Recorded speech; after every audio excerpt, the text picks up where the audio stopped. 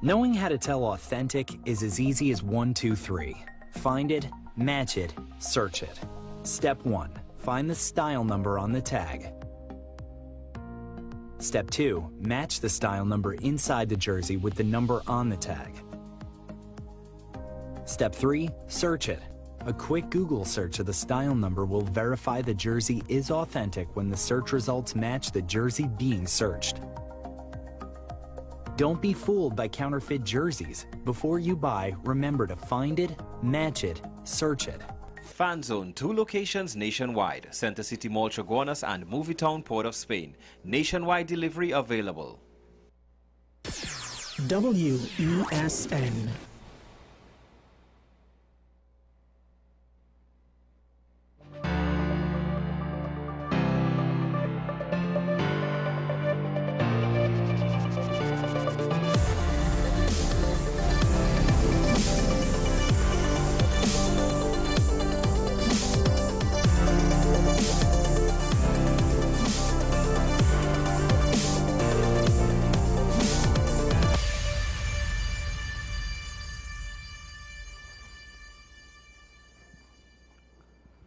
Good morning. One of the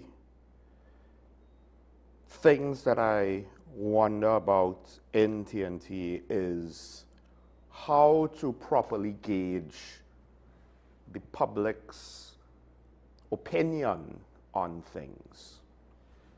So part of that is, of course, we get calls and comments, but at the end of the day, you can't use, even if the entire show was just me reading calls and comments and responding, that's going to be a drop in the bucket of population of approximately 1 million or so adults. So there was a period leading up to the last general election where for certain analysts that are considering a multitude of factors, they weren't sure how the election would have gone.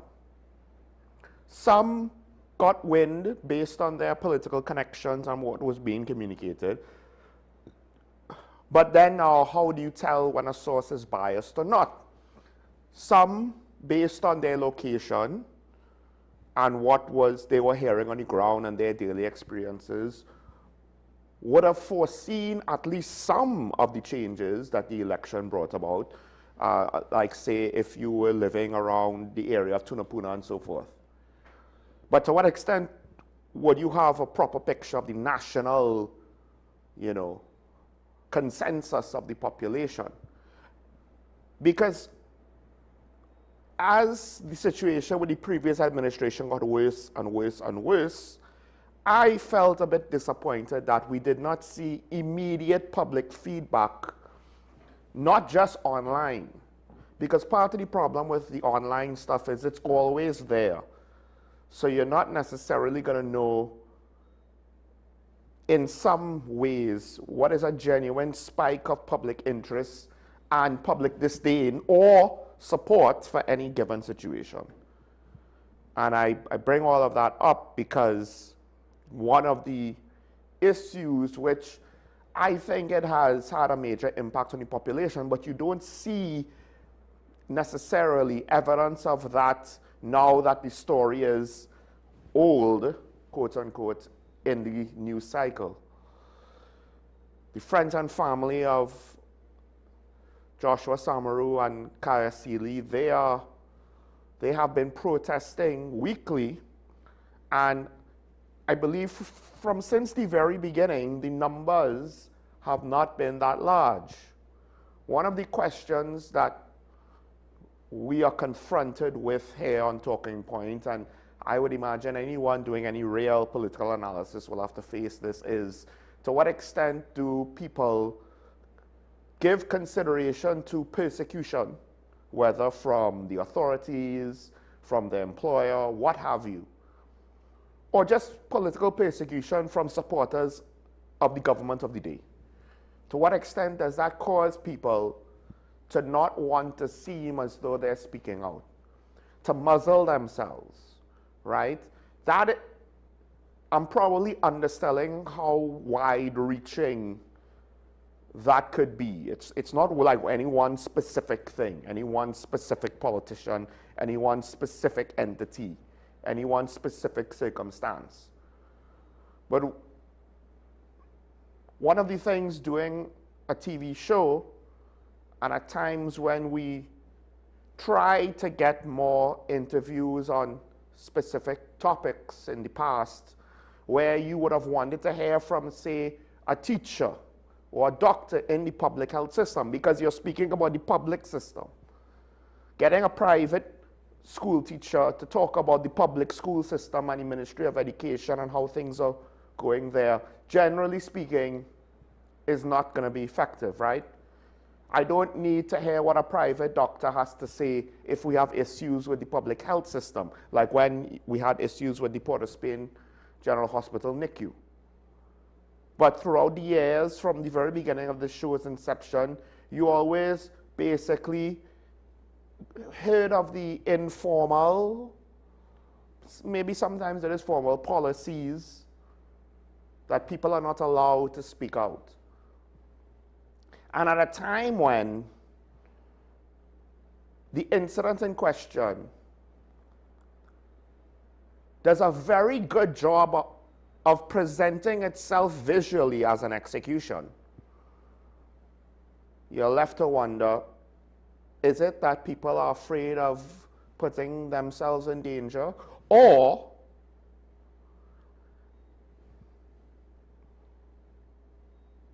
is there a deficiency in our cultural framework where at times it's just easier to not have to deal with important things? And then you have to ask yourself, was the election result a process by which the country waited and bided its time to express its displeasure at a sitting government? Or was it that the country didn't want to have to express anything, and it was only at the 11th hour, year 9, year 10, where things reached a boiling point and they couldn't help themselves? But if it was year 8, year 7, they would have been far more complacent. Those two things aren't the same thing. One is a proactive decision. I'm going to wait. When the time is right, we're going to express ourselves in the most effective manner, which, yes, it is the most effective manner to express yourself. It's not necessarily the most effective manner to participate in a democracy, because you are left to suffer in the time period in between elections. But the other scenario is not a proactive decision. It's an extremely reactive one. One where the negative stereotype of our mentality of over-tolerating rubbish and foolishness is basically only broken because there is a bottom line that you can't cross. But the problem with that is, what happens if the nonsense just stays hovering above the bottom line? Will we never do anything about it?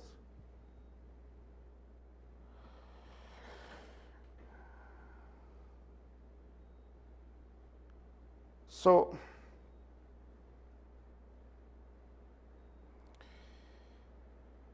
how this whole thing has been managed is very difficult. It's difficult because my fear is that the population, poked its head out. Oh my gosh, look at that. Oh, that guy was shot. Oh, he's dead. Ain't that a shame? Somebody should do something about that. Not me, though. And then most of our population put their head back down and went about their day. Meanwhile, the family of the victims have to live with what happened. Members of the police service who are not involved in anything like this have to live with what happened. One could even go so far to say the officers involved, obviously, right? We might not necessarily want to hear about what they're going through. They do have to live with it. We don't necessarily know in what way emotionally do they perceive what happened. But if the bulk of the population is essentially, okay, it happened, moving on, doesn't really care to not just remember what happened, but speak out and remain engaged with what's happening, then you kind of get what you get from the leadership, which in many ways is what the previous administration did. The former Minister of National Security was more than willing to say very little, and when he spoke, said very little of substance, had extraordinarily limited impact, if anything, and ultimately failed to account to the people what was going on. And the current administration is seemingly settled upon leadership that is a bit more proactive, but the decisions made, I don't believe everyone agrees with it, but I could be wrong. Maybe I'm wrong.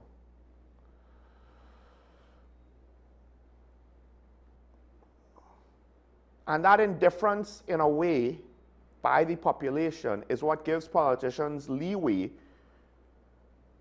to allow situations to fester, situations like the Brent Thomas affair. I get it, the Prime Minister brought it up at the 50th CARICOM meeting, but they've been in government for around 9 to 10 months now. 10 months, I believe, because we're at the end of February, the election was at the end of April. And as was pointed out, it's highly unlikely Barbados is going to be forthcoming. It's highly unlikely CARICOM is going to be forthcoming. And CARICOM, to be fair, as a body independent of Barbados and TNT, was only so involved. Even if they were the source of the plane, they were only so involved. And for us, the most critical thing is the decisions that were made here. Who sent, then I believe, Senior Superintendent Martin, to Barbados?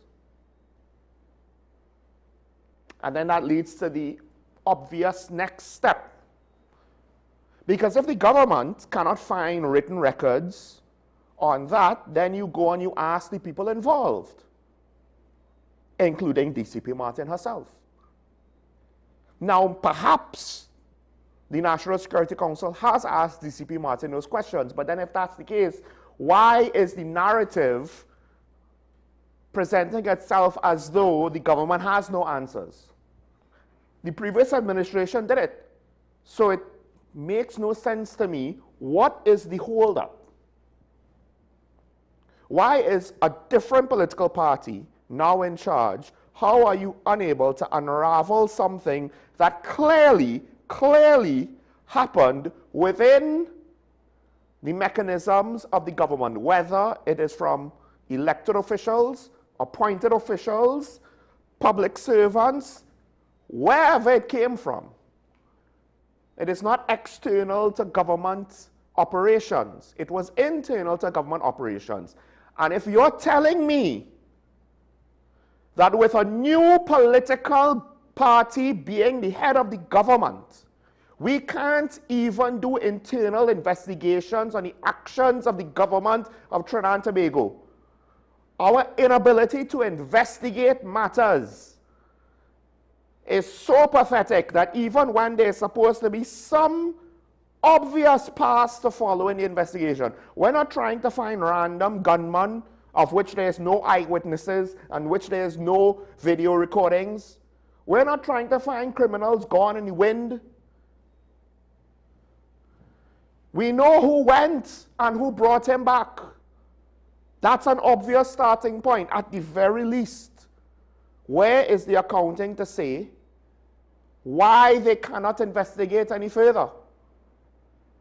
How long does it take? The answers of the people involved, or at least the people that we know were involved, are not going to change from month 1 to month 10. The process to interview people, to ask questions, shouldn't take that long. What other machinations and agendas are at play? Because the longer it goes on, that the new government that is overseeing this situation cannot account, because one of the individuals involved is part of the police executive, and whether fair or not to DCP Martin, having this being open over our head does no favors to the police service. That's why I said, despite the fact that what she had to say, the content of her message wasn't necessarily wrong, it was wrong for the police service to have her speak first with regards to trust and confidence. Again, it's not that she's guilty. It's that the service, the National Security Council, the Ministry of National Security, or the Ministry of Homeland Security, the ministries of national security and the cabinet of the day have not resolved this issue. And now, to some extent, it is unfair to DCP Martin because she is left. Although one can question why she herself doesn't speak out. Maybe she's not allowed to. If that's the case, then I think at this point we could ask the commissioner why. And someone is going to say, oh, active investigation, blah, blah, blah, blah, blah. That's nice. But history has shown that a complacent population will be given the excuse of active investigation. And it's one thing if that excuse was used for a year. But it's another thing when that excuse is basically used in perpetuity.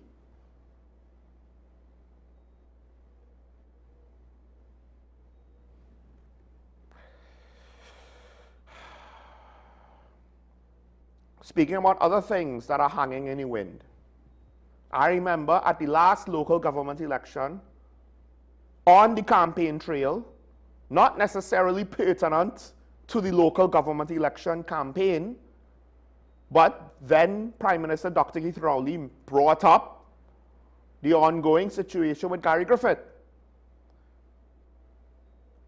and made the campaign promise that once the elections are over, he will reveal more.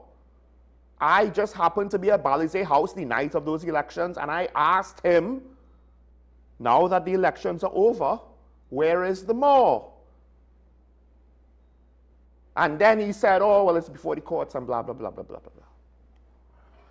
Now, apparently, the Court of Appeal has reversed the decision by the High Court to block the publication of an audit report into FULs, the issuance, I believe, of SULs.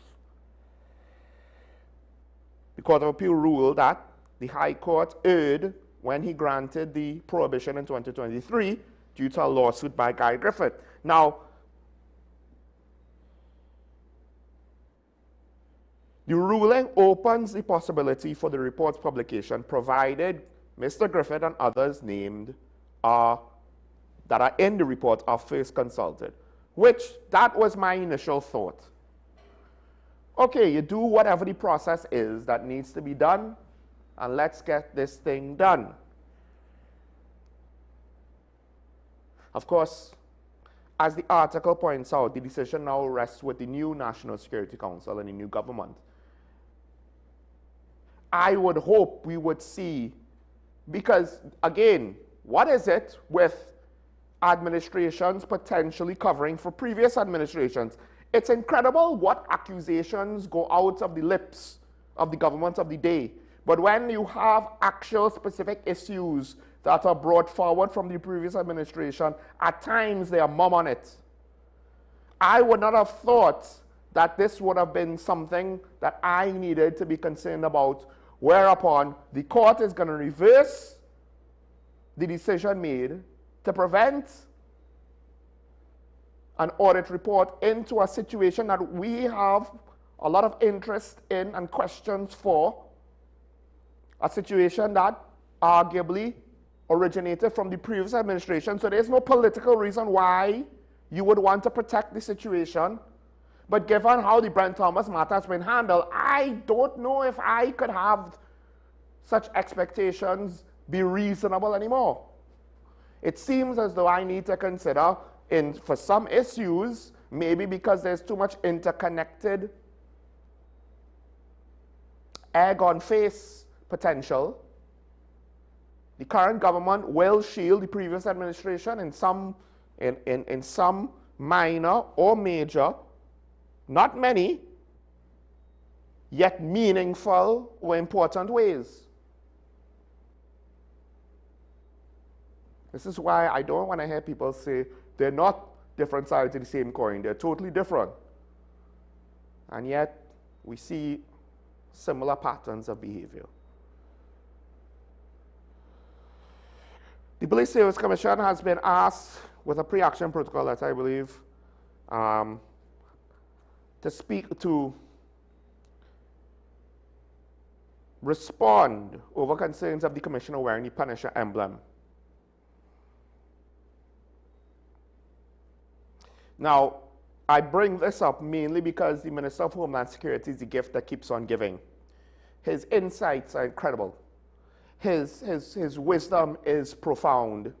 And his analysis is always to the highest degree of accuracy and relevance. So, speaking to reporters, he said, right, he believes the use of the logo is a non-issue. This is his reasoning, at least according to one media house. It have people who just wear cross and people don't like it. It have people who just wear tattoos and people don't like it. I mean, that is true.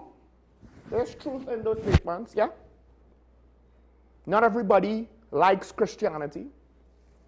And they don't like people who wear their Christianity on their sleeve, whether it's in a physical cross or whether it is they are very preachy people. But there's a big elephant in the room when it comes to the Minister of Homeland Security's analysis. All of those rhetorical people are members of the public that have no extraordinary sense of responsibility or duty to the wider society beyond just being members of the society. Whereas we are talking about the Commissioner of Police, who is not only in charge of the police service, but has the sole power to discipline every member of said service from the rank, as far as I'm aware, of Assistant Commissioner of Police down. The Police Service Commission only has authority over the Commissioner himself and the DCPs, the Deputy Commissioners of Police. When it comes to the rest of the service, the Commissioner has the say. The Commissioner has all the power. His position, one could argue, is a little bit more important than the average random Christian wearing a cross. So to think that the analogy is equivalent to the topic at hand, that would be ridiculous.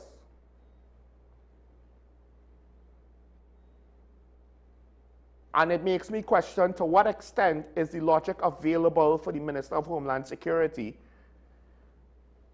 What extent is the logic available to him so limited that he does not actually understand the issue at hand? And yet, part of his job is supposed to be able to understand these things in order to respond to them effectively.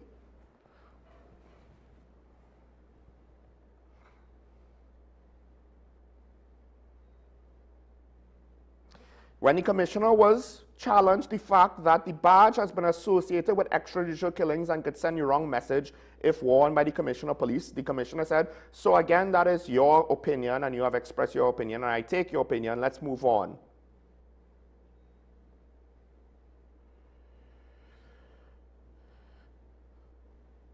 Because he said that has nothing to do with policing, it's sensationalism. if you can't actually defend the situation and you need to attack the journalists, even though it's an indirect way, because you're saying you're not being authentic, you're being sensationalist, you're being irresponsible, you're failing at your duty as journalists. He's not actually able to speak on the situation. He does not have the capacity to do so. Or he is unwilling to understand why the journalists are asking the questions that they ask. One of the interesting things with regards to elected officials or public persons, even with regards to things like entertainers and celebrities, is that those who really understand their job will understand why at times they will get dumb questions, quote unquote, but they will understand why those questions are being asked and know how to appropriately respond to them.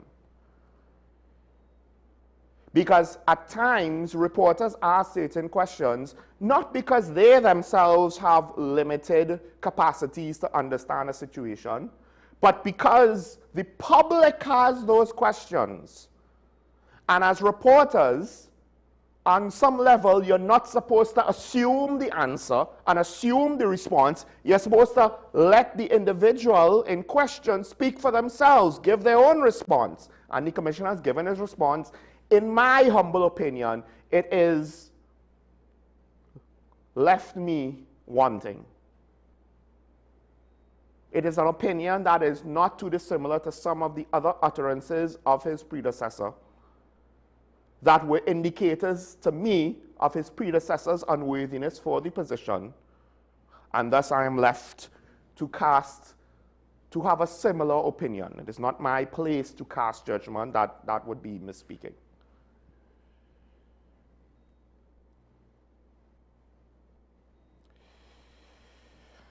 Last thing I'll say is this.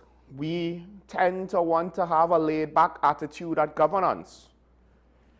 Politicians are the ways, hey, solve all the problems for me, because I don't want to have to deal with it. That is a very human feeling. That is a very human feeling. From the smallest levels of a social relationships that you could find in your everyday life all the way up to national and even international levels. That is human psychology. We are complacent. We don't want to have to be bothered with things. One of the issues that came out at a Joint Select Committee meeting, this is the Joint Select Committee on Land and Physical Infrastructure, is that Port of Spain doesn't have an evacuation plan, which on some level you might say, well, what's the big deal? Until you have those situations where there is gridlock during some kind of storm or some kind of emergency, and everyone complains, and everyone is upset, and by the next day, they move on with their lives. Meanwhile, it begs the question, what happens if one morning, God wakes up and decides, maybe I'm not going to be a Trini today. Maybe Trinidad and Tobago puts me to the test too much, so I will let them experience life without my blessings, without my extra support. There are other parts of the world that are not as loved as Trinidad and Tobago is, and they take it for granted. Maybe they need to experience some sort of emergency, get their rain gear. Because we've had instances of violence and storms and earthquakes and the like, but somehow we've managed to stumble our way through being okay. Not necessarily having a professional, robust response to any potential emergency situation. Right now, the Port of Spain City Corporation apparently is in charge for the evacuation plan. I don't necessarily know if that's the best idea ever. Yes, I can understand in certain jurisdictions the city is responsible, but usually, let's put it this way, the mayor's office of New York City and the mayor's office of Port of Spain are not the same things. New York is a city of such a large size that it's going to have to deal with certain things like emergency situations on its own. And they will have their own emergency management agency, I would imagine. Because they have their own police force. They have their own fire service. We don't have a Port of Spain police department. We don't have a Port of Spain fire service. We don't have a Port of Spain disaster management agency. We have the ODPM. And that's where the expertise are. Our city, our capital is not big enough to have its own emergency services. So I don't know, maybe I'm crazy, but perhaps the people whose job is to manage emergencies, maybe they should be the ones to craft any sort of emergency response plan. And the city of Port of Spain will be given as of course, it's the Port of Spain evacuation plan. They are the main stakeholder. They will have some degree of oversight and input. But working out the nuts and bolts, when the day-to-day job of the Port of Spain City Corporation is to do things like make sure grass is cut and pick up garbage and other sorts of municipal functions. Now, I get it, regional corporations apparently are where disaster response, it's the first step from. But I would argue that the evacuation plan for Port of Spain is a little bit more important. It's a national level situation that needs to be worked out properly. And we can do it. We just don't. And as a population, what's going to happen is people are going to read this article and say, ain't that a shame, and move on with the day and not care until there's an emergency. But even then, to what extent are they going to express their displeasure enough to compel the officials, the authorities, to actually improve things? Because that tends to happen in other countries, just by the way. They don't wait to vote out the incumbent government and hope that the new people will just magically be better. They voice their displeasure, and things at times, not always, but at times are changed regardless of election cycles. Granted, these days, American politics is so crazy and so rooted in division that just about any divisive issue is a hill for both sides to die on. But oftentimes when you reach to that point, and one could argue we are at that point, in part because the population is more concerned about their team winning than demanding better governance, practical issues will fall through the cracks and the population will suffer. At some point, enough of us need to ask ourselves, within the last 20 years, exactly what is an example of good governance? Sustained effort of good governance, effective leadership in the last 20 years. Don't tell me the partnership because they were voted out first chance the country got. Don't tell me the previous PNM administration because one questions, if not for COVID, would they have lasted 2 terms? And arguably, they probably should have quit while they were ahead because that second term, that is legacy defining in the worst way. But alas, I will continue to lament the fact that the population more or less seems more than content to be silent on just about everything. And yet, in private settings, will complain about everything.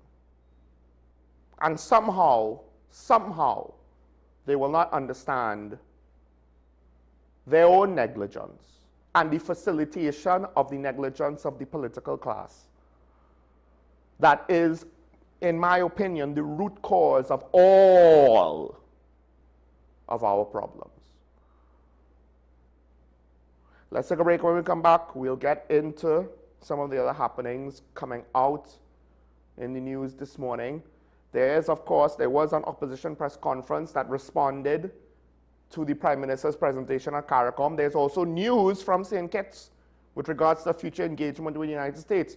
We'll cover that next, but after this, stay tuned.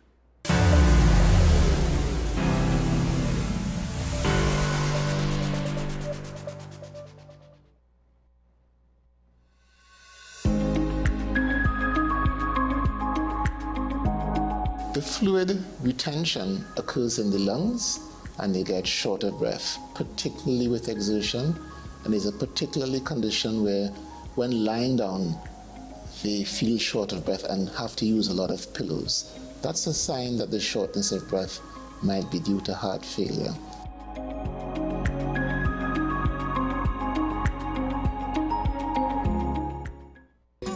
Take some time for yourself or spend some time with the family at Sandy Point Village Hotel.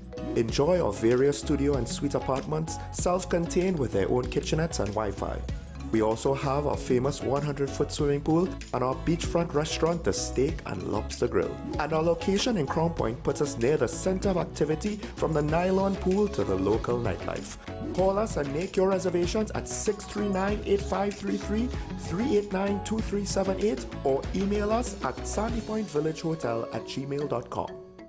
You are watching Strictly Legal on WESN Content Capital. Just give an overview of what exactly is that split arrangement. Nah, you don't need to register nothing. We can do that another time. But then it becomes a hit, and then everybody starts to want to claim.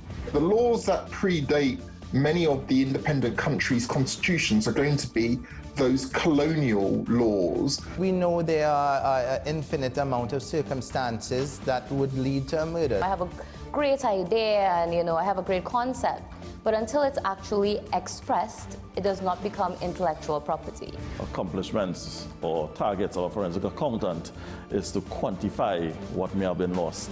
We believe we defend criminals and we manipulated the law and we exploiting the system. A responsible journalist will reach out to the person who they have the information on for a comment.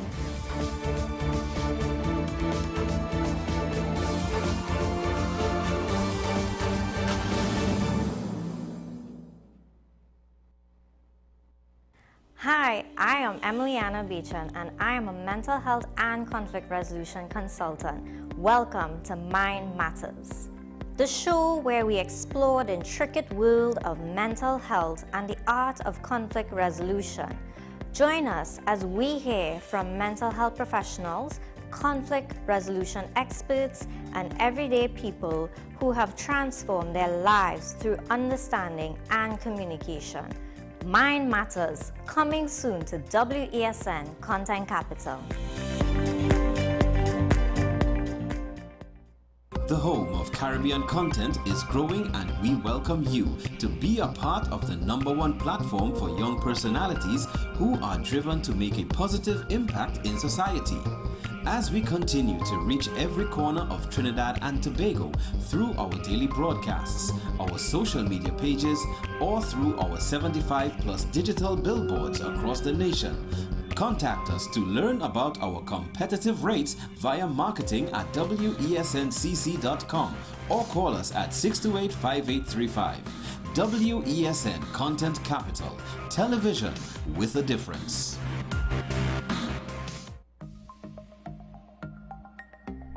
Knowing how to tell authentic is as easy as 1, 2, 3.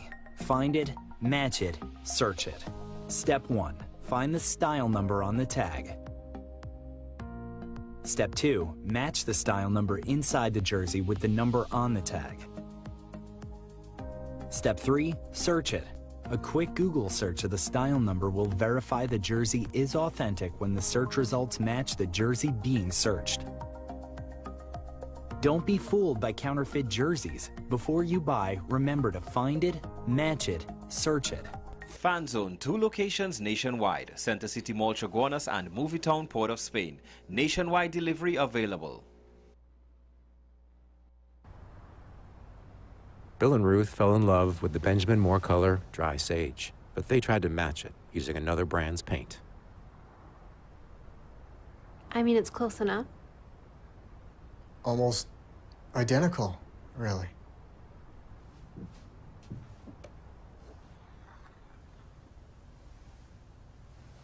Yeah, there it is. Never trust another paint to be a Benjamin Moore color.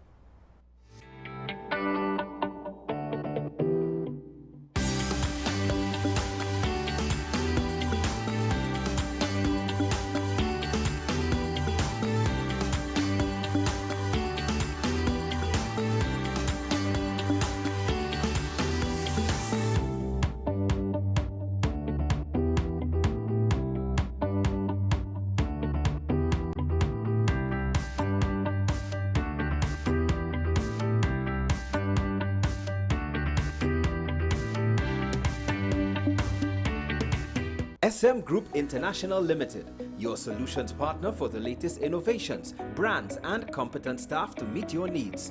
We provide products and services in the following divisions: executive services, event rental and services, power and heavy equipment, construction and property management, food and beverage, aggregate and sales and distribution. Check out more on our products and services at www.smgrouptt.com. Contact us at 221-7445 or email at info@smgrouptt.com.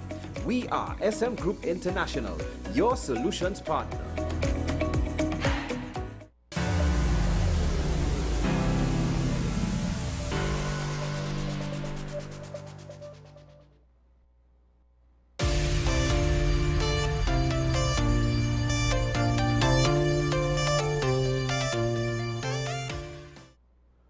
I'm back here and talking about the WSND Connect Capital Show. Michael Small, of course, every morning. We will speak about the issues, and I am kind of beside myself these days. I feel like nothing really has changed. Yes, I know a lot has changed, but things from my vantage point, the things that matter, haven't seemed to really change. One thing that has changed, though, is our foreign policy positions. Now, one of the things that came out of the Prime Minister's attendance of the 50th meeting of CARICOM is that she was set to and has subsequently met with U.S. Secretary of State Marco Rubio. And coming out of that meeting, we got quite a bit of commentary and potentially good news. It all depends, I guess, from your point of view, right? Truth can depend on certain points of view. Now, I did not necessarily expect that the refinery apparently was one of the things that was spoken about with regards to the meeting. But it makes me wonder, yes, on some level, the refinery is connected to the oil and gas sector. The oil and gas sector is connected to America's strategic decisions in the region. Strategic decisions technically will fall under the umbrella of their national security considerations, regional security considerations. Oil and gas are strategic assets, not just commercial assets. So on some level, okay, fine, the refinery being part of the talks, but to me, the things that I would have thought to be more pertinent, and perhaps this is one of those things where they don't want to talk about it, so they kind of throw us a bone over with regards to the refinery, because to me, what's more pertinent is the ongoing situation with Venezuela and narco-trafficking. Those are, while potentially linked in some ways, those are two separate issues, because with regards to Venezuela, it is more to do with, well, the tensions between our two nations, yes, but also we got OFAC licenses. Are we to assume that Venezuela has no say? Because according to the current American administration, they're running Venezuela, which was publicly disputed by the new Venezuelan president, former VP Delcy Rodriguez. But it seems so far, given the fact that America is directly engaging with Venezuelan oil and gas, seems as though America is having, at least to some extent, their way. So now, I guess the thing is, we saw the Americans do what they did, have their agenda, execute it, and now seemingly, in terms of significant assets being involved and the like, and making major moves, they've moved on. It seems as though to the US, the situation in Venezuela is settled. But we were kind of left waiting to see what would change for our circumstances. And I would hope at the very least the meeting with Sec State Rubio is to speak to that. However, there is also something else that came out, and that is apparently our participation along with Guyana with regards to the Shield of the Americas Summit, which again, the Secretary of State was speaking to narco-trafficking. Now, one of the things that a lot of people might not necessarily appreciate is the fact that narco-trafficking has been on the radar of U.S. Southern Command, I believe even before Donald Trump won the election. So this is not solely a thing that him and Secretary of War Hegseth and Secretary Rubio, this is not just a thing that they kind of brought to the forefront because of their personal agendas. Granted, their personal agendas is affecting this situation, whatever those agendas may be. U.S. President Donald Trump seemingly has major issue with Venezuela and that whole situation. But I guess part of it is, what do they mean going forward? Because another aspect of the security of the region, and from what I understand, Latin American countries are, at least some sources, via some sources, expected to participate.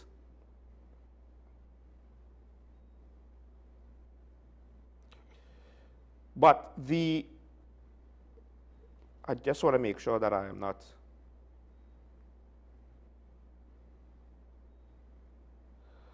From what I understand, part of it also is with regards to other influences in the region. Here it is. Since February 12th, international media has reported that Trump planned to convene Latin American leaders Latin American leaders from Argentina, Paraguay, Bolivia, El Salvador, Ecuador, and Honduras at a summit aimed at countering China's growing footprint in the region, where Beijing has become a major trading partner, and not just a major trading partner, but from what I understand, their engagement includes investment, financial support, and to some extent stakes in major infrastructure, regional infrastructure projects like ports and the like, which, listen, China doesn't like American bases in the Southeast Pacific, the Western Pacific, Southeast Asia. America is not liking China gaining any sort of foothold in the Caribbean, Eastern Pacific, Latin American areas.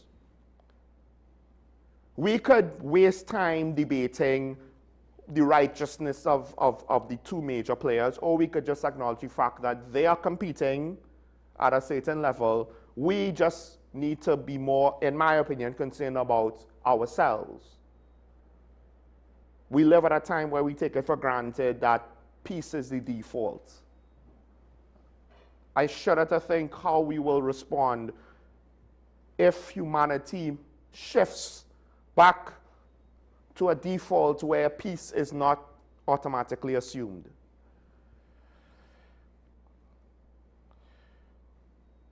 Now, the question, I think, when you really get down to it is, to what extent is our engagement with the United States to the level that the current administration is doing, is it the right decision, and is it a positive decision?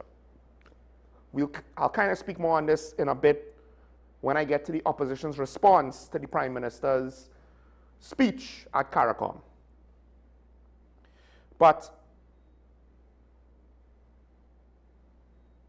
to what extent is it correct for the Prime Minister to shift Trinidad foreign policy to support not just an American foreign policy that's passive or semi-passive, but a very active one that at times is not appreciated by parts of the international community, to say the least. The flip side to that is, as one of our major trading partners and one of the countries through whom we can experience certain benefits, to what extent do we engage in the quid pro quo, and is it reasonable? Because I feel as though people will just kind of jump to the end of that conversation, where either they'll agree with the Prime Minister and say, yeah, well, you know, we supporting them, so they support us. And others will look at that as a completely negative thing, as though we're mercenaries or servants in this transactional relationship. as opposed to starting off with the question, well, at what point is it reasonable and does it cross the line to be unreasonable? Because at the end of the day, there is no such thing. There is no such thing as long-term friendships between nations. It all boils down to long-term interests. America waged a war of independence, and then after some time, who's America's biggest ally in the world?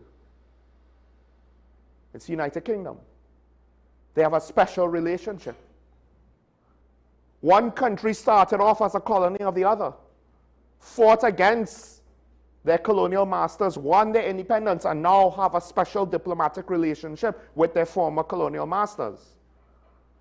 And maybe in 200 years, things will change. Look at Germany. Historically, Germany was the major aggressor, or one of the major aggressors on continental Europe. The other one was France. And of course, part of the conversation with regards to wars in Europe are the wars that they engage with between each other,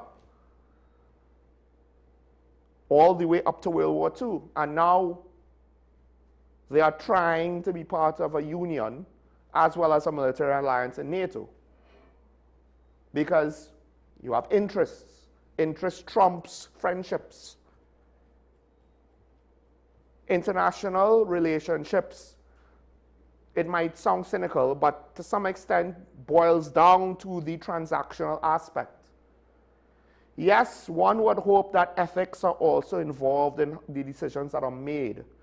But to kind of piggyback on where I left off at the end of yesterday's show, the capacity to make that kind of judgment and the backbone to see it through, to utilize principles of ethics in decision making, I think that capacity doesn't really exist in our political environment anymore.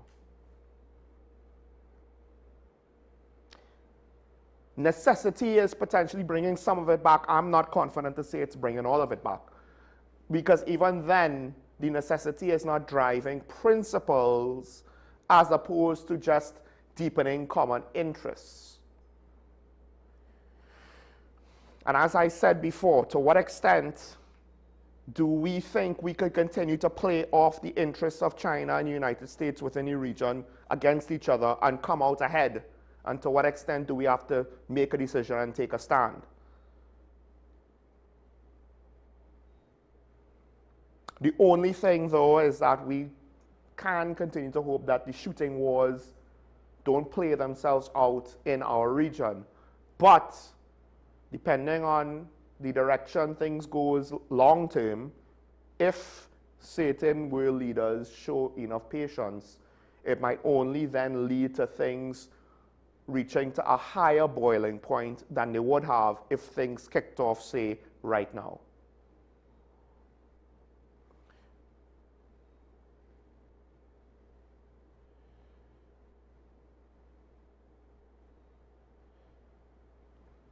And the last thing I'll say about this, well,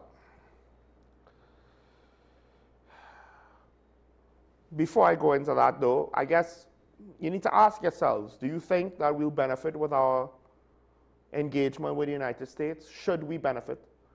Is it a good thing? Do you think it's a bad thing? I know a lot of people just hate America despite the fact that you consume American media, you eat American food, you wear American clothes, you use American technology, your life at times are based around just about everything American, but you hate America. Isn't democracy grand? But I guess it's not wrong to ask, what is the price of our engagement? Because, ironically, Venezuela took issue with what our Prime Minister had to say about them. And the quote is,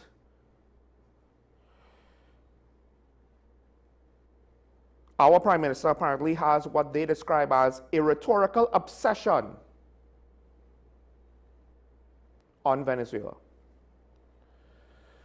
I do find that to be extremely ironic, given the fact that while America was doing all the things that they were doing from September up until they plucked Nicolas Maduro and his wife from their secured location, the Venezuelan government spent all of its efforts commenting on us.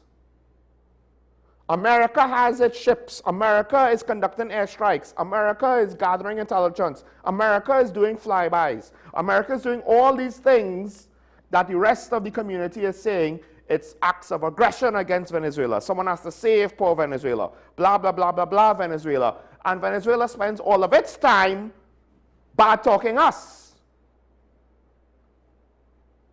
It might be true that the Prime Minister has a rhetorical obsession with Venezuela.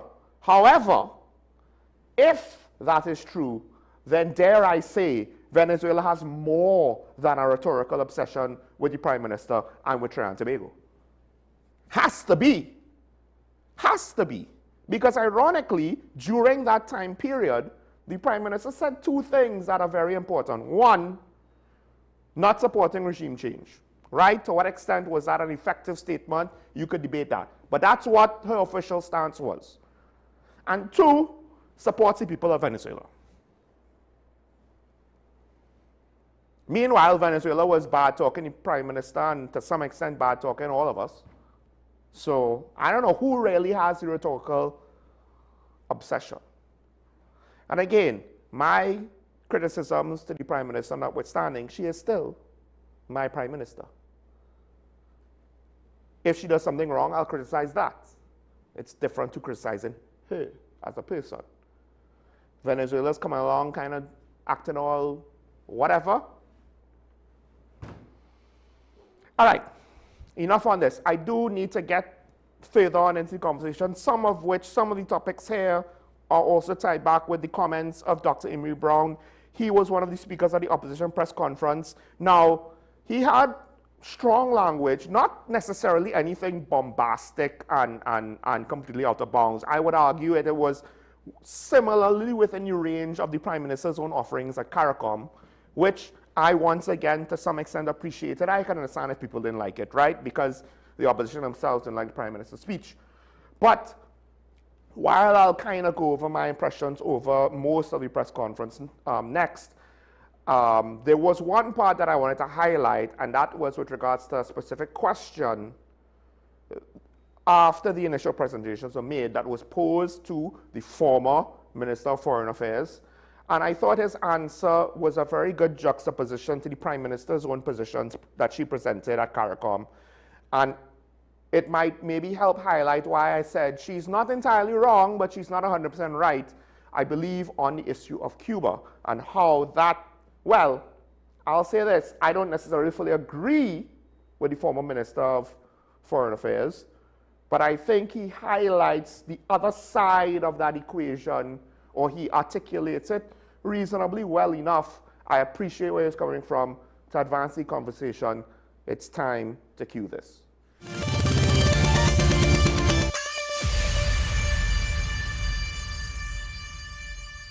There is significant contact. Culturally, Cuba has benefited even the city of Port of Spain and other areas with projects for restoration of historical buildings.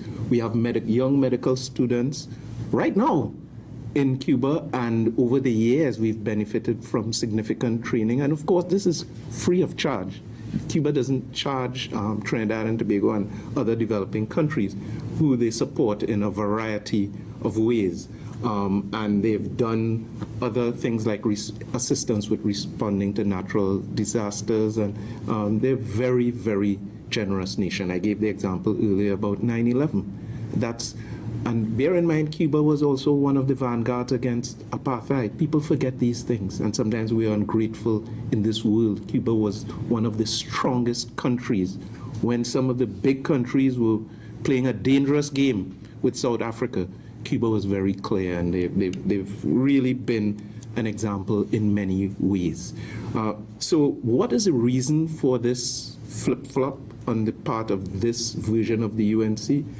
It's difficult to speculate, but what we do know is this is a government that's not characterized by any clear principles. So it appears to be a position of convenience, playing to a certain foreign narrative, and they've basically accepted an agenda wholesale. So where you have Trinidad and Tobago now silent on Gaza, these are things that we didn't compromise on at all, not even close, and we were respected for this. On the issue of the Cuban embargo, we never compromised. As I keep calling Basdio Pandey's name, because he was a UNC prime minister and he didn't come close to compromising on these issues, because this is Trinidad and Tobago, this is our sovereign voice. All of that has been squandered, given away. I can't even say bartered, because we're not seeing anything in return. And the problem is, and I think it was the Prime Minister of Grenada who made the point last night when asked a few questions in the aftermath. Everyone was sort of horrified at the speech. When you find, as a small country, you find yourself yoked like this to a bigger agenda, it's not fair to you and your people, because when that agenda changes, as it might in a few years' time, where does that leave you, having abandoned your anchor and your principles? And so the next government of this country and the next prime minister will have some serious repair work to do on some of the basic elements of a foreign policy, because the Cuban people will still be there, they're not going to disappear. Vishnu referred to their resilience. They're not going to disappear. And then we have to say, we're confronting it right now with Venezuela, trying to pick up the pieces. You heard the Prime Minister talk about we're still under threat. What is she talking about from Caracas? What is she talking about? Is it that she's still persona non grata and that hasn't been officially lifted? And maybe that's the reference. What threat is she referring to? So to go to CARICOM and conduct yourself like this, I have a whole series of articles demonstrating, for example, when Fidel Castro died, Kamla Persad-Bissessar was leader of the opposition, and oh boy, you would cry in empathy the way she memorialized Fidel Castro and talked about the end of dictator Batista, and Castro became a hero for the Cuban masses and progressive people everywhere. I don't know if he still considers positively progressive people, but progressive people everywhere. He transformed the lives of his people, etc., etc. Won lots of praise. And then when she was prime minister on the last occasion, and then President Obama had thawed some relations, some connections with Cuba, oh, the praise was emphatic and enthusiastic from the same Kamla Persad-Bissessar. She, and these are comments from the Trinidad Express in 2014, December. She recalled proudly over the last 4 years, well, this was in 2014, so during her term as Prime Minister, her government reiterated Trinidad and Tobago's long-held position, calling for an end to the strained relationship. I'm quoting, the re-establishment of diplomatic ties with Cuba and the lifting of a U.S.-imposed economic embargo on that country.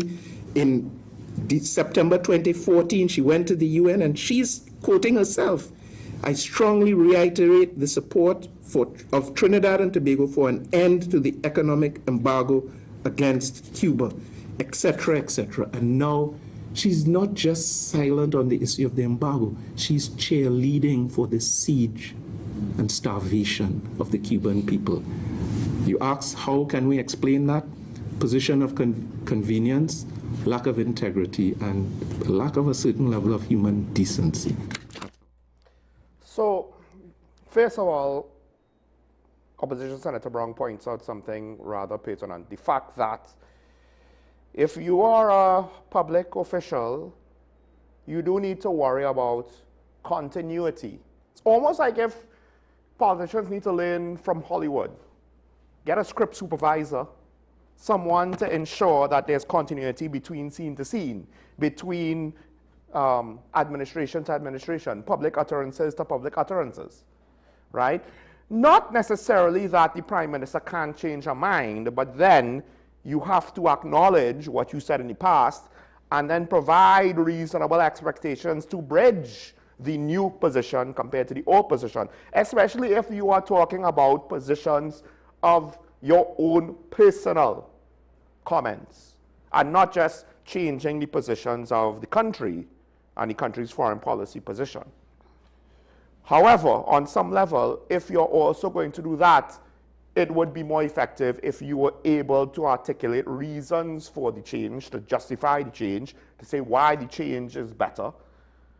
And while I still stand by what I said, I don't have an issue with the Prime Minister not agreeing with CARICOM, not agreeing with crime as a public health situation, not agreeing with the zone of peace. I don't have an issue with that. But part of it is all leaders need to have some level of accountability and transparency. Explanations would be nice. The tone and the manner of which she expressed her disagreements in the past, not so much now, but one could argue perhaps I needed to take into consideration the context of previous statements and the fact that that's going to be at the forefront of the minds of the rest of the leaders of the Caribbean nations. And that will color how they perceive and receive his statements, even if her statements are a little bit better formulated and packaged and presented. Because this was an answer to a question, a specific question with regards to the whole human dimension, right? And I said yesterday,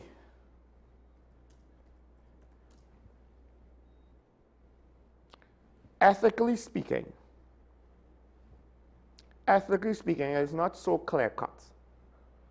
Look at it this way. There's a situation. You hear a woman scream. You hear a woman scream regularly. She is in a house. Her husband is at the house. Every night she screams. Do you get involved?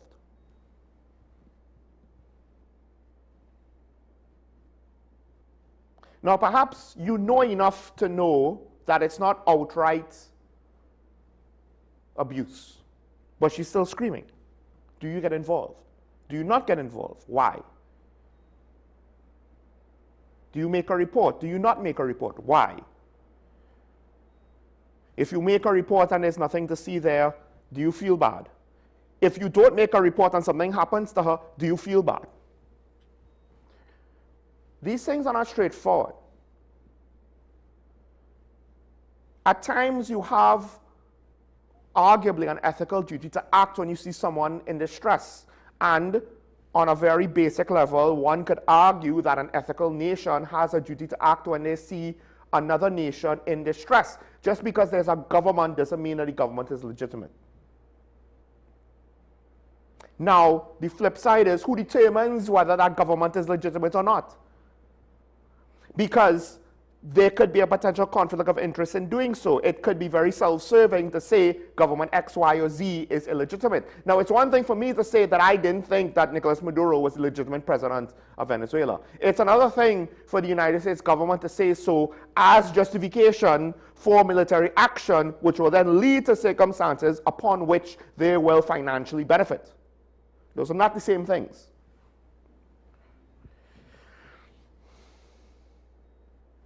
One of the things that Dr. Brown said in his actual presentation earlier in the press conference was that first of all, he did disagree with the Prime Minister on both the zone of peace and crime being a public health hazard. I would argue a lot of countries that practice crime as a public health situation, I don't know if they're limited to that. That's point number one. Point number two, they probably actively engage in things to treat with it in that manner. I don't think the former administration did so sufficiently. And point number three, one would assume things like social programs and the like, mental health programs, are what you do to deal with the crime as a public health issue. Those are the strategies, but you still need hard policing. That's what from what I've seen, the data tells me. So you cannot just deal with crime as a public health issue. And arguably, one of the examples he gave of nations that take this approach is the United States, I would argue it's mostly a failed approach in the United States. Now, with regards to the zone of peace, that I think is basically semantics. We are arguing over the definition. One side is saying people are dying, we're not going to call it a zone of peace. The other side is saying it only matters with foreign military action, not domestic crime. I think that's the politicians playing convenient semantic games.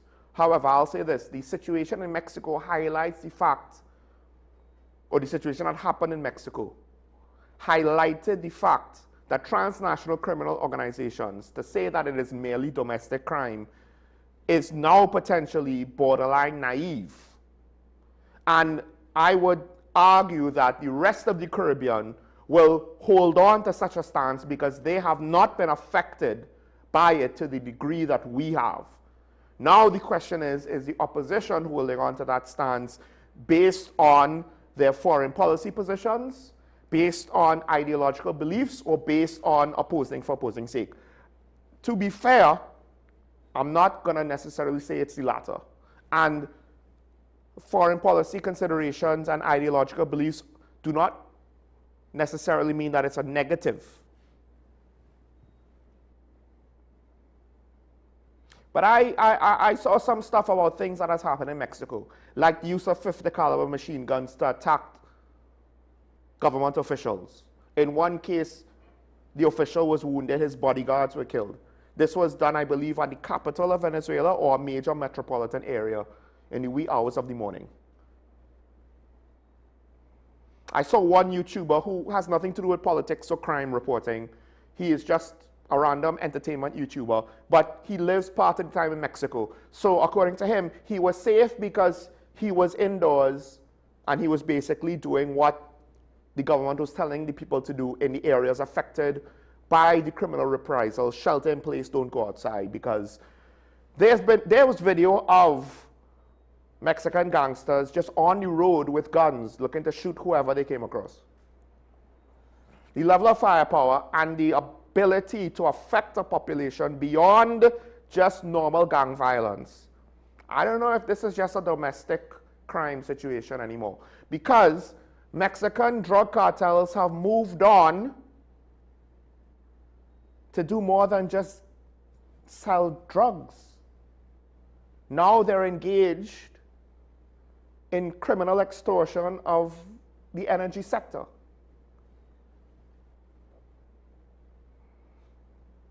And given the fact that they are so well armed, so well organized, and in some cases so well committed, it's difficult to deal with them. And on some level, the energy companies along the Southern American border and the Mexican border, they play ball, and to the tune of billions of dollars. So now we have to ask ourselves, when America says, join us to deal with transnational crime, and when people like myself push back against the zone of peace concept, are we willing to risk what's happening in Mexico, parts of Mexico, to happen here? Because there are two similarities between Mexico and us. Transnational criminal enterprise with drug smuggling that gives super abnormal levels of profit, that gives the criminal networks enough resources to undermine the mechanisms of law enforcement. And we have oil and gas. And it's only a matter of time before the criminal networks here learn from the criminals over there. And let's be frank, it's been proven that our government has a limited capacity to protect the state, the state's assets, and the state's people from criminal activity. In part because one questions the degree of the complacency and involvement of state employees, elected officials, public servants, private citizens.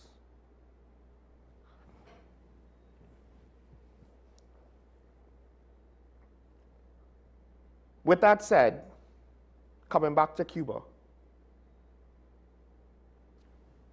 is it a situation where intervention is the moral right thing to do, or not intervening the moral right thing to do. I think you could argue both ways. On a very principle level, you could argue both ways. The former Minister of Foreign Affairs, Dr. Amy Brown, opposition senator, he did point out to the fact that perhaps our Prime Minister Kamala Prasad-Bissessar is using outdated rhetoric from the 80s when she brought up basically a stance that echoed the sentiments of democracy versus communism.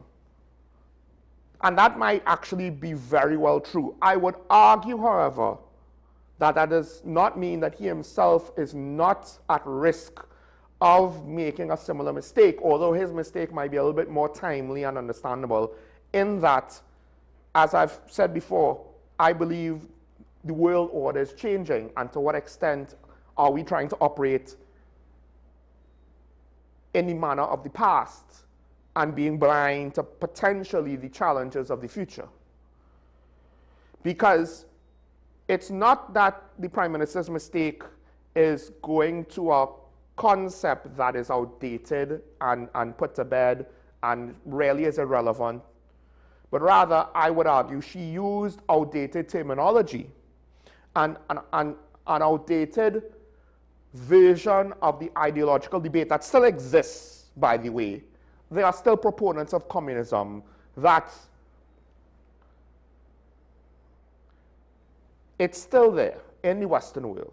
But more importantly, the political and strategic division of the world to some extent still exists along the same lines. It's just that ideologically, the division now is not quite the same thing. The division, the competition, the conflict, whether rhetorical or, let us hope not, soon to be physical, are not quite the same thing as the Western world versus communism back in the 80s. But the lines, it's not as though the lines are no longer there. The assumption was, when the Berlin Wall came down, when the Soviet Union was broken apart, that peace reigned supreme, nations will now experience a peace dividend, and the whole Cold War situation is over. When the reality is, to some extent, the Cold War was not just due to a communist bloc and a Western bloc having short-term differences of opinion, but rather born from the individual agendas of nations, which modifies over time. And while on some level what was going on with the Soviet Union did improve from the Western perspective, it has now devolved back to something that resembles pre-Gorbachev. So the terminology, I think, that the Prime Minister uses is outdated, but conceptually it might not be as incorrect as Opposition Senator Dr. Brown thinks. The problem is, how do you know which one is right for sure? Most people, they're going to know who's right based on the emblem of the speaker. UNC supporters are going to say the Prime Minister is right. PNM supporters are going to say Dr. Brown is right. I'm going to say, unless you have a crystal ball and you know exactly how the future events are going to play out, no one knows for sure what is right. No one knows for sure how far these ideological and rhetorical conflicts, and hopefully they don't become physical conflicts, how they will play out. No one knows for sure. The people of Cuba will still be there, but the issue is not the people of Cuba. The issue is the agendas of certain individuals around the world and what they will do with Cuba, whether it is the West or those who oppose the West. I don't want to say East, because even then, saying the West, the Western world to some extent includes parts of Southeast Asia. So East versus West is not quite as accurate anymore. I appreciated where Dr. Brown came from. He also did say, as you know, he had certain opinions on the Prime Minister's presentation. I can't fault him for that. Similar to the opposition leader, I can't fault them for receiving what the Prime Minister said negatively, particularly when they go on certain procedural issues like our foreign policy or like the opposition leader brought up the Tobago Sea Bridge situation, which I do think communication-wise, Minister Jolene John is stumbling. And unnecessarily so. Now, to what extent is the Prime Minister's address embarrassing to the nation? I have a hard time agreeing with that, but I could understand for those that have a strong negative reaction to it. Because as was pointed out in the opposition press conference, when the Prime Minister was having some of her more strong opinions when she was voicing it, opinions that seemingly were pointed at CARICOM and the other Caribbean leaders, the camera did pan to said Caribbean leaders. And some people applauded, and a lot of them in the front row, whether they were paying attention to our Prime Minister or not, they were not receiving what she had to say very well. They were either talking amongst themselves and potentially ignoring her. So the question, of course, is now, you know, what do you make of that? The Prime Minister herself used the situation to try to say, you know, Trinidad and Tobago is still a part of CARICOM and still wants to be there. This is one of the times when she stumbled her words. We were there at the beginning, we'll be there at the end. You have to kind of decipher through the stumbling blocks.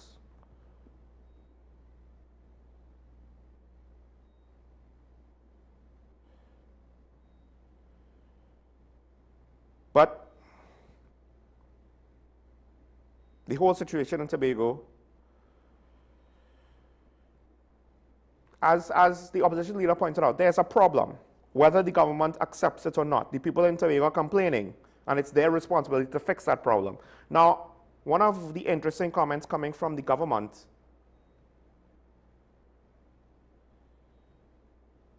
I believe the Prime Minister herself, in response to the opposition's criticism, she said, look, the population gave me a mandate to run the country, so let me run the country with my team, adding that the mandate was overwhelming. I wouldn't say that the mandate was overwhelming. In hindsight, it felt that way because of the difference in votes, but only 54% of the voting population participated. So to what extent can we say that the mandate truly was overwhelming?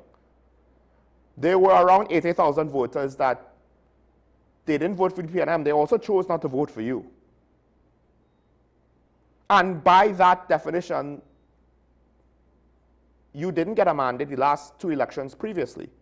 But more importantly, as members of the opposition, wouldn't you have said that sorry, not this opposition, but the UNC in opposition, wouldn't you have said that it was still your job to hold the government to account? Because Dr. Keith Rowley got a mandate to run the country, and I don't remember the UNC saying, well, the PNM got a mandate to run the country, so we can't criticize them.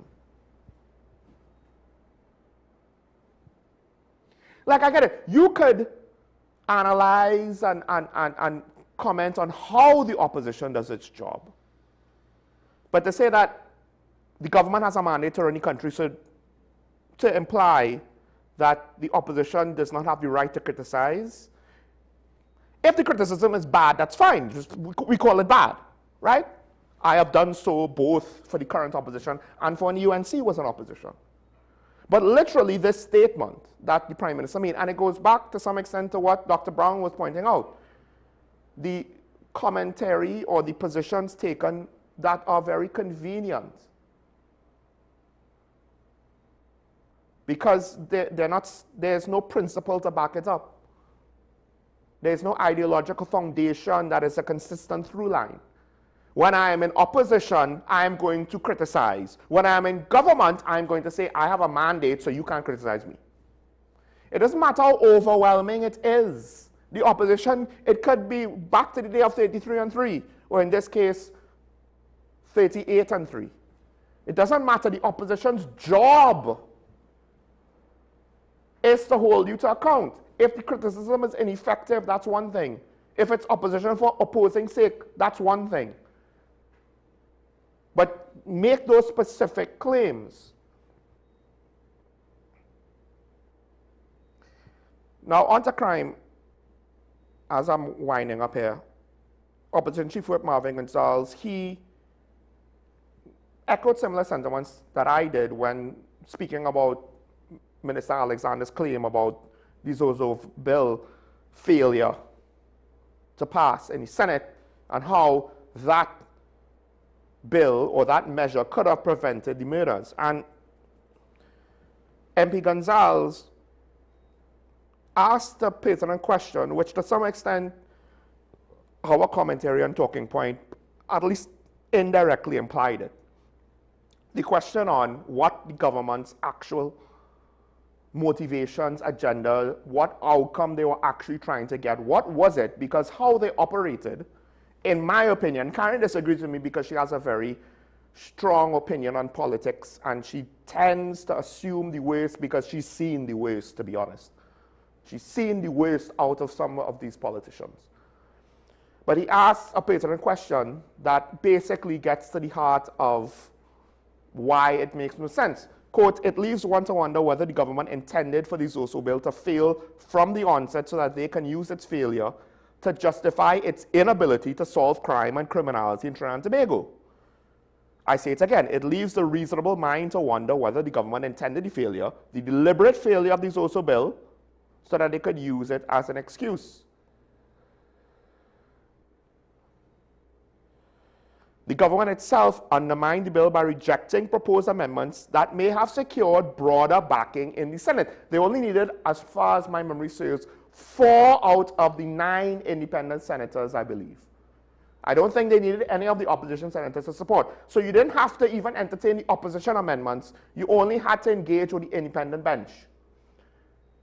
Why did the Prime Minister, from the onset, cut off that avenue to success by attacking the independent bench and not trying to negotiate with them in good faith and allowing them the opportunity, allowing the independent bench the opportunity to show bad faith actions, in which point then it would be clear the independent bench acted in bad faith. But given the fact that the Prime Minister jumped the gun and was insulting off the get-go, I can't reasonably sell that to the population, that it's all to the fault of the independents and the opposition. As a strategy, it makes no sense, and that's why Mr. Gonzalez's question is pertinent.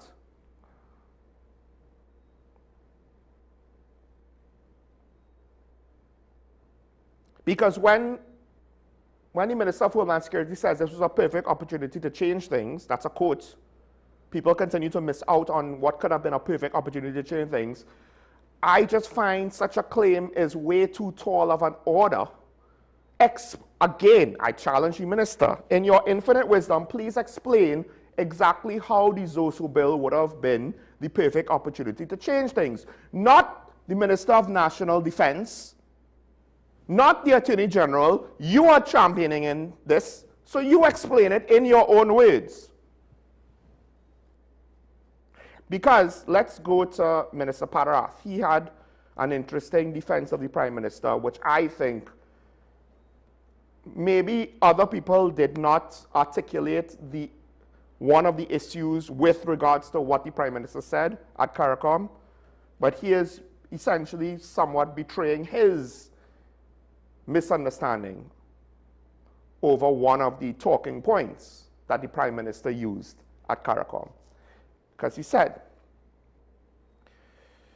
the remarks, the comments made by the opposition leader did not reflect principled critique. The government stands by the statements of the Prime Minister made at the conference, citing national crime statistics stating that 627 murders were recorded in 1 year, and there was a 42% decline in murders in 2025, the following year. He said the figures are supported by official data and reflect policy measures implemented by the administration.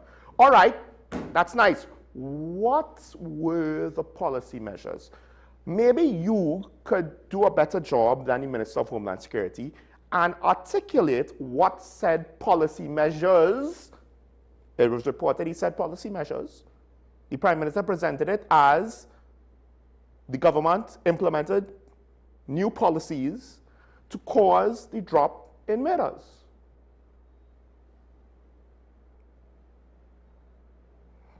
Because I recall the Prime Minister said, yes, government policy change and American action. Those two things drop the murder rate. However, as I pointed out yesterday, and this is where I believe this is one of the areas where Minister Padarath, like his Prime Minister, knows the facts. They are selectively using them. They know what the murder rate was. They know what the murder rate changed, how it changed from year to year. They seemingly are oblivious to the timing of the events, to the timing of when the statistics showed a change. Because the Prime Minister speaks to her government policies and American intervention. American intervention happened at the end of the year. Her government called for another state of emergency just before or around the middle of the year. But the average murder rate per month fell from the beginning of the year. And the state of emergency, initially, that helped contribute to the continued suppression of the murder rate, was not called initially by the commissioner to suppress the murder rate. And by the way, it's very interesting if the commissioner is part of the cabinet with regards to government policies, by the way. And this is why, when you're declaring a state of emergency, maybe the commissioner should not have been the one to do it. Procedurally, that was incorrect. Optically, that also was incorrect, because it's not as though he made the decision. He merely advised. But for whatever reason, you all trotted him out there to make the announcement with his Punisher emblem. But it was done because apparently there were threats against government officials, not out of consideration or concern for the murder rates. Unless you're telling us that the initial reason for the previous state of emergency was a lie. Did you lie? No, you said there was a threat. There were threats against the state. There were threats against agents of the state. We need a state of emergency to prevent pointed, specific threats of violence.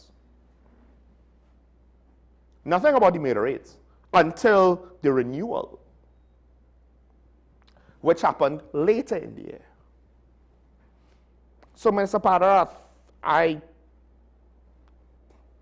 mean, they say never attribute to malice what could be attributed to incompetence. Which one is it? What part of timelines do you not understand? Is it a willful degree of ignorance in order to support a narrative that is incomplete? Or is it true ignorance of proper analysis? Because it's very easy to look at one statistic and say, I know the whole picture. That is usually the first step to colossal failure. You defended a position based on one statistic. Your analysis is based on one statistic. Your macro view of a complex situation, apparently based on the news reports, is based on one statistic. Someone please tell me, in what world does that ever work?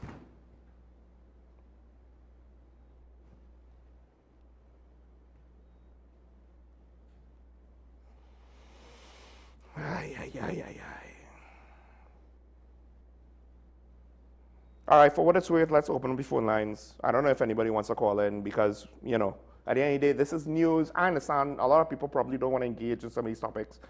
It is what it is. Also, some of our callers, they have already voiced their displeasure, their opinions on the situations.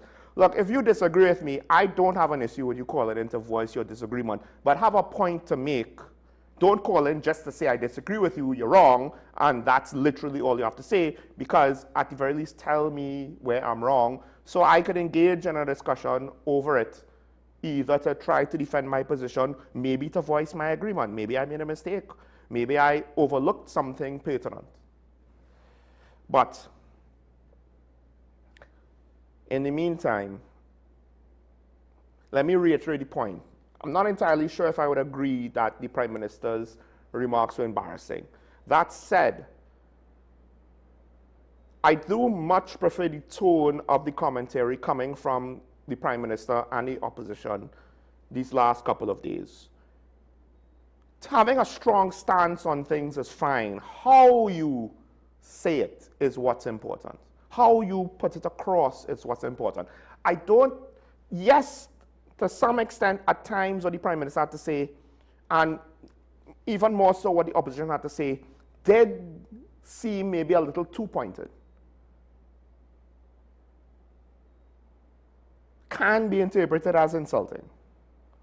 But compared to some of our back and forth bubble in the past, this was an improvement because it more spoke to not just, well, she's a this and he's a that.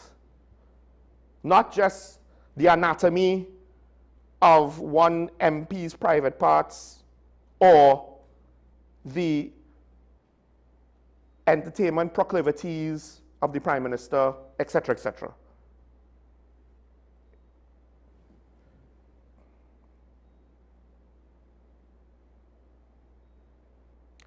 But the thing is, at the end of the day, I had disagreements with both sides. And that's fine. That's the whole challenge of complex issues. The solutions are not universally self-evident. You have, in theory, political ideologies that will ascribe to different types of solutions. Now, granted, one could argue we don't really have political ideologies in Trinidad and Tobago. We just have, I don't even know what to call it, to be honest. Everybody says that they want to do the best for everybody. In practice, you don't necessarily see it so much. One of the issues, one of the things that I disliked was when I believe Minister Padarat made the statement that the opposition finds themselves on the wrong side of history.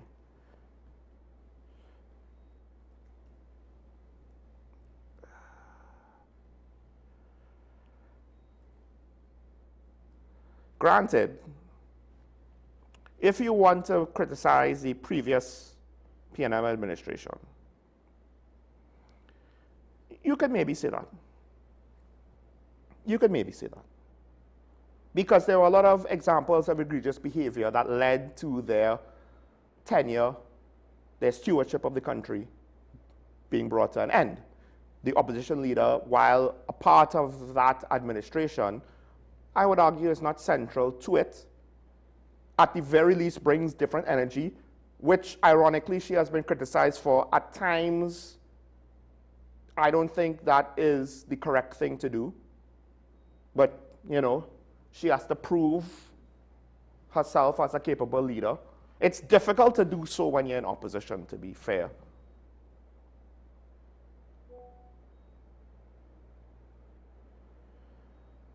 But it's very interesting that Minister Padarat, we're not even at the end of year one, and he's already declaring that his political opponent is on the wrong side of history. To me, it goes back to what I said about when other nations want to say that a government of a sovereign nation is illegitimate to advance their own agendas. One could argue it's self-serving. To utilize such language and to proclaim such judgment on one's political opponents, one could argue is self-serving. Let's take this comment. I wonder what our Prime Minister's position on the non-democratic governments for China and Saudi Arabia. Is it okay because of their ideology/religion? I think she said that she will not support non-democratic regimes. So what is the UNC ideology? How is that seen in our development planning? We must have this spelled out clearly in manifestos. Since independence, we have shied away from doing so. This is a pertinent question. To be fair to the Prime Minister, I'm not entirely certain if she meant to include China and Saudi Arabia in the discussion. Now, China and Saudi Arabia, on some level, are not communist countries. China is, to a degree, communist, but they're not a pure communist state anymore. They are still a one-party state. But the economy has a lot of capitalistic influences, which at times the government pushes back against. Some examples are quite harsh when they push back against it. Saudi Arabia, of course, is a monarchy, but again, the citizens, they still operate more or less in a capitalist society, right? But that's an interesting question. And perhaps this is more a situation where the Prime Minister maybe did not think through the implications fully of what she said. There's a reason why China is very careful with regards to Ukraine. because they also need to be concerned anything that they say over Ukraine could be potentially used against them with regards to their position on Taiwan. Now, I don't know if she thought it out. That goes back to what Dr. Brown said, that the foreign policy positions are not necessarily based on any sort of foundational principles. That said, it seems as though the Prime Minister is seeking to be more engaged with the United States and that side of the equation, as opposed to China and the other side of that same equation. Because those are the two competing powers in the region. Russia is not really, they don't have a dog in the Western Hemisphere fight for the most part. And right now, they barely have the capacity to see to their own needs. China, on the other hand, is considered by many to be the other superpower if one would consider them to be on the level of being a superpower. Because you could get into semantic debates, but the ability to project power is one of the big issues. And while they could project influence, can they project power? But they are projecting influence in our region, in our part of the world. So one of the things was our previous government seemingly was friends with both sides. And during the periods where we were experiencing all the peace dividends, or we were at least supposed to, that probably was fine. Now, we may have to pick a side, whether we want to or not. That might not end up being the truth. Maybe in hindsight, we will lament picking one side over the other and casting a lot. And as Dr. Brown said, what happens when the Americans move on? Are they always going to remember to take us with them if we support them significantly enough? Now, historically speaking, the answer to that is usually yes, but not always. And again, Saudi Arabia, to what extent do we want to engage with OPEC? Granted, you bring up, is it because of their ideology? Is it okay because of their ideology, religion? I'm not entirely sure what you meant by that statement, if it was a positive or negative implication, because there can be some negative implications, to be honest.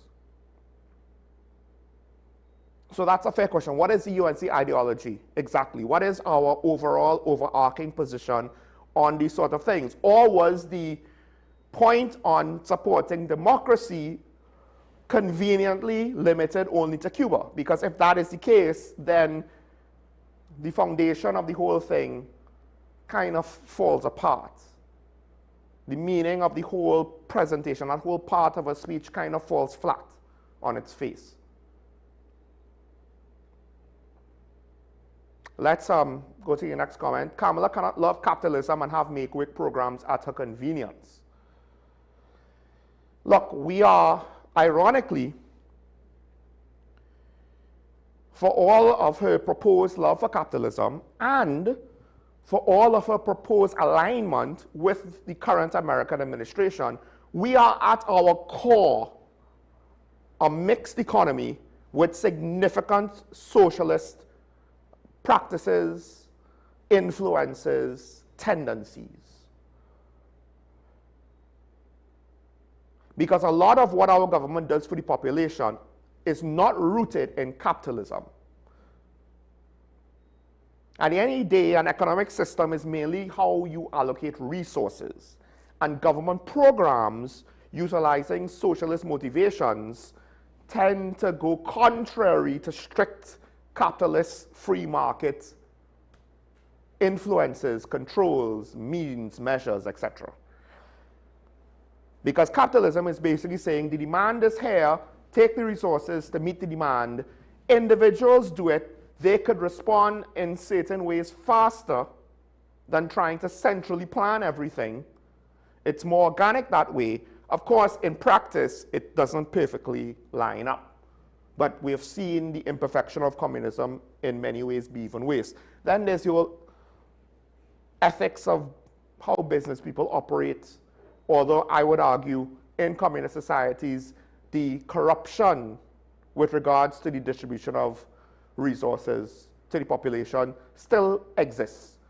And in some ways, it's worse. Not always. So that is actually one of the interesting things that I did not speak about before.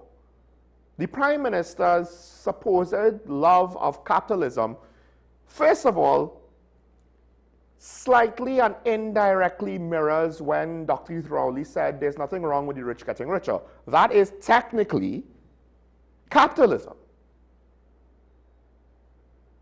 I don't know if she thought through the implications from that point of view.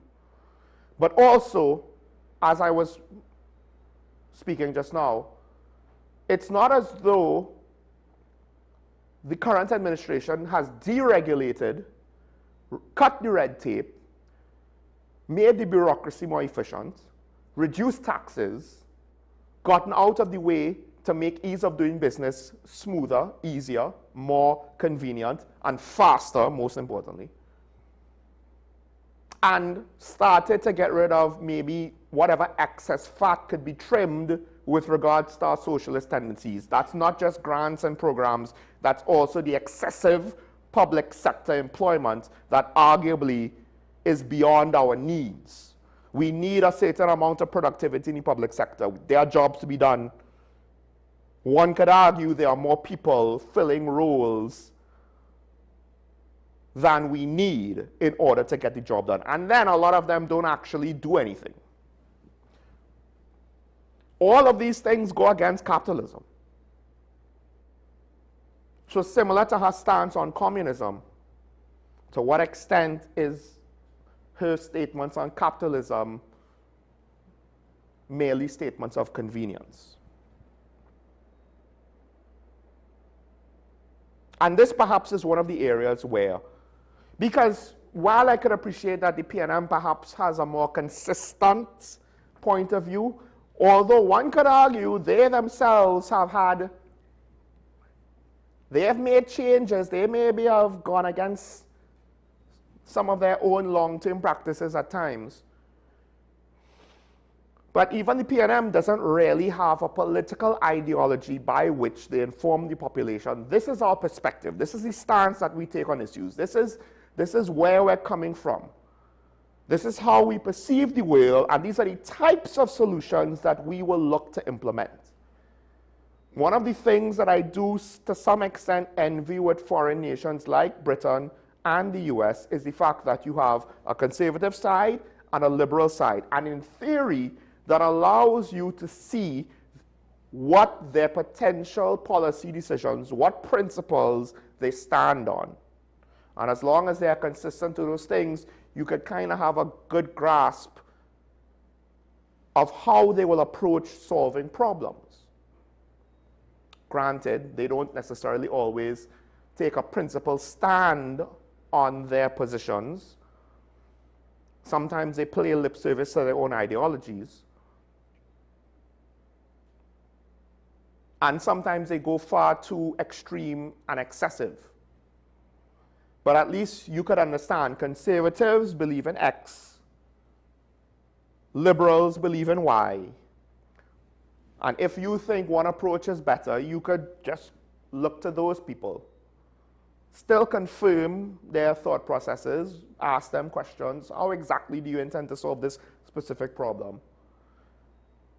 And in theory, they get better over time at their ideology and the types of solutions they bring to the table, because that's what they practice. We don't do that. We just kind of do whatever feels good in the moment. Mr. Pandey brings dollar for dollar, Mr. Manning brings gates. There's no different perspective on it. It's just throw more money at the people, throw more money at the problem. So because of that, because there's no expectation, there's no foundation, it's quite easy for governments to whiffle waffle and be very inconsistent on things. Inconsistent in their approach, inconsistent in their solutions, inconsistent in their explanations, inconsistent in how they do the job. The one thing that is consistent, though, is they tend to make similar mistakes. They tend to seemingly have similar motivations. They tend to potentially have similar agendas. They tend to seemingly engage in certain bad faith activities behind closed doors. Now, we don't know for sure, but given the results that we see, so the question is, at what point should we, would we, will we demand better? Because at the end of the day, I said it before and I'll say it again, I don't want the government to fail. But I'm not going to turn a blind eye and try and fool myself that there's nothing wrong. Just the sheer fact that human nature is not perfect implies that there will always be room for criticism. To what extent is it going to be destructive, and to what extent is it going to be constructive? But I will end where I began. They will do what they can get away with, what they perceive we can get away with. And the less engaged we, the people, are, the more they will perceive they can get away with, because we give our tacit approval. We do not tell them no. We give them an inch, they take a mile. And then it's only at the end, whenever we perceive the end to be, that we start to really complain, as opposed to being part of the process in good faith ourselves to try to strive for a better tomorrow. The Prime Minister pointed out that we should all, at least those of us in CARICOM, seek to work for the betterment of everyone in our nations and not to exclude those of the opposition side. I'll be honest, I have yet to see any administration in recent memory be able to practice that. And that in part is because we, the people, are too tolerant and complacent. Even if we complain about the thing, we will not actually do anything about it. And half the time, we will vote in the person who is abusing us just because. That's a hell of a way to live. I would argue, does anyone really think one side is morally superior to the other, or more practically effective than the other, to a significant amount, that we could see results like what we see in Barbados, perhaps, depending on your point of view? I don't know. I just know that our challenges are growing and the proficiency of our politicians seemingly are reducing. And our population is still tolerant and complacent.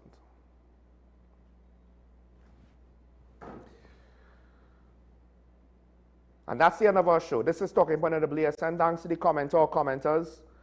I want to remind you, of course, to stay safe. I know that that's a tricky thing given circumstances, but murder rate is down. Be vigilant, stay safe. Remember your allegiance to the Republic and to each other. It's nice to be nice. Hopefully, we'll see each other tomorrow. Bye-bye.